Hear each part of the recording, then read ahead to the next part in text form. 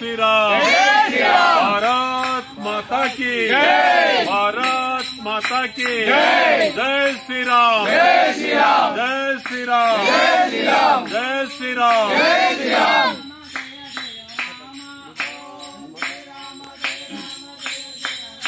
మొన్న 2 రోజుల క్రితం బైంసాపట్నంలో కేటీఆర్ రోడ్ షోలో కొన్ని అవకతవకలు జరిగినాయి. మన దీక్షా స్వాములను అరెస్ట్ చేయడం జరిగింది. ఎందుకంటే ఇంతకుముందు కొన్ని సభలలో మన ఆరాధ్య దైవమైనటువంటి శ్రీరామచంద్రుని చులకనగా మాట్లాడి హిందువుల మనోధైర్యాన్ని కోల్పోయేటట్లు మాట్లాడడం జరిగింది.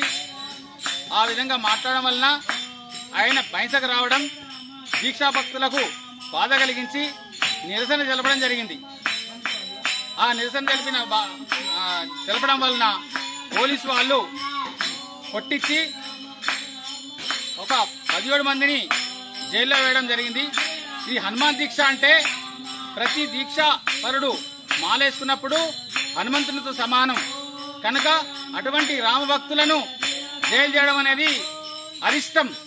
మన రాష్ట్రానికి, మన జిల్లాకు, మన గ్రామానికి అరిష్టం కనుక ఇటువంటి అరెస్టులు మానుకొని మనను తక్షణమే విడుదల చేయాలని మన జిల్లా కలెక్టర్ గారికి మరియు జిల్లా ఎస్పీ గారికి తదితర ప్రభుత్వానికి జిల్లా కలెక్టర్ ద్వారా ఎస్పీ ద్వారా రికమెండ్ చేసి తక్షణమే వాళ్ళను విడుదల చేయాలని అఖిల భారత హనుమాన్ దీక్షా సేవా సమితి ప్రచార కార్యదర్శిగా మేము విజ్ఞప్తి చేస్తున్నాము.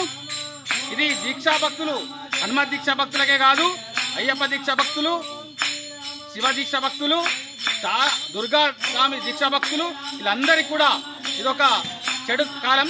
ఇది మంచిది కాదు, మంచి సూచన కాదు కనుక ఇది చెడును ఉద్దేశిస్తుంది.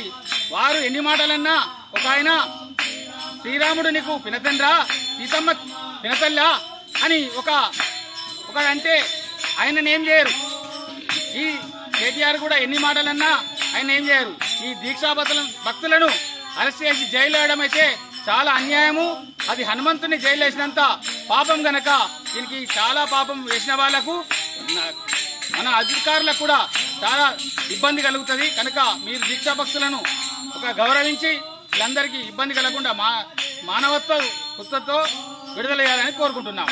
జై హనుమాన్. జై హనుమాన్. జై శ్రీరామ్. తెలంగాణ రాష్ట్ర ప్రభుత్వం తీసుకున్నటువంటి ఈ నిర్ణయం చాలా బాధాకరం. బైంసా పట్టణం అంటేనే దాదాపుగా ప్రభుత్వానికి మత కల్లోలాల అడ్డా అని ఒక అలవాటుగా మార్చుకున్నది ఇలా ప్రభుత్వం.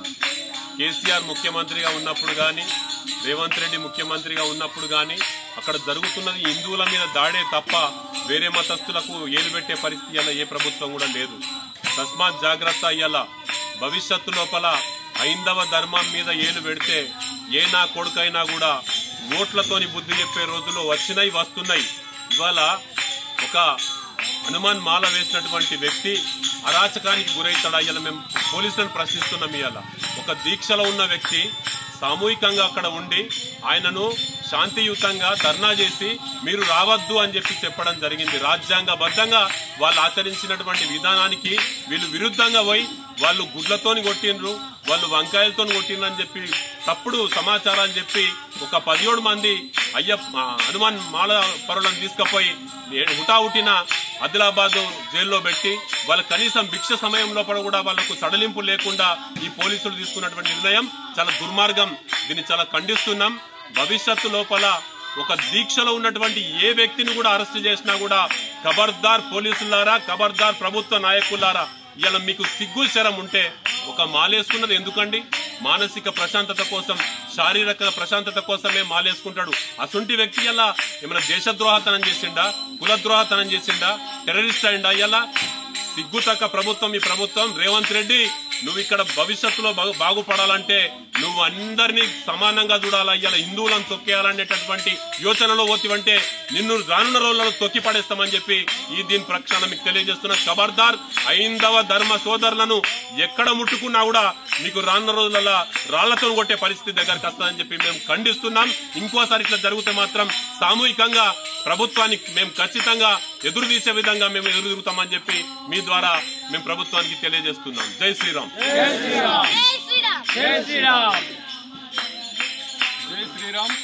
భగవద్బంధులందరికీ కూడా బాధ కలిగించే విషయం 2 రోజుల క్రితం జరిగింది కాబట్టి దీన్ని మనము మర్చిపోని దినంగా కూడా మనము గుర్తించుకోవాల్సిన అవసరం ఉంది. ఎందుకంటే 41 రోజులు దీక్షతో ఉండి, అకుంఠిత దీక్షతో ఉండి స్వామివారిని తలుచుకుని మాలధారణ ధరించిన స్వాముల పైన ఇలాంటి కఠినత్వము, క్రూరత్వము కని విని ఎరిగిన రీతిలో చేయడం అన్నది చాలా బాధాకరమైన విషయము.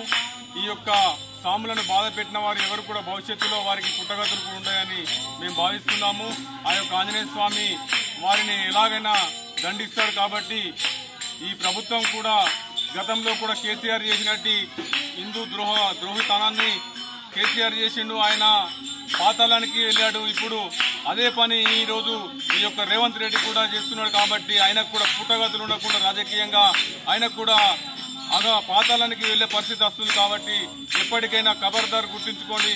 హనుమాన్ భక్తులను కానీ, రామ భక్తులను కానీ, ఎలాంటి స్వామి భక్తులను కూడా, స్వాములను కూడా మీరు మరోసారి ఇలాంటి చర్యలు జరిగితే మాత్రం రాష్ట్ర వ్యాప్తంగా మేము తీవ్రంగా ఉద్యమించే అవసరం ఉంటుంది. కాబట్టి ఖబర్దార్, ఈ యొక్క ప్రభుత్వాన్ని మేము హెచ్చరిస్తున్నాము.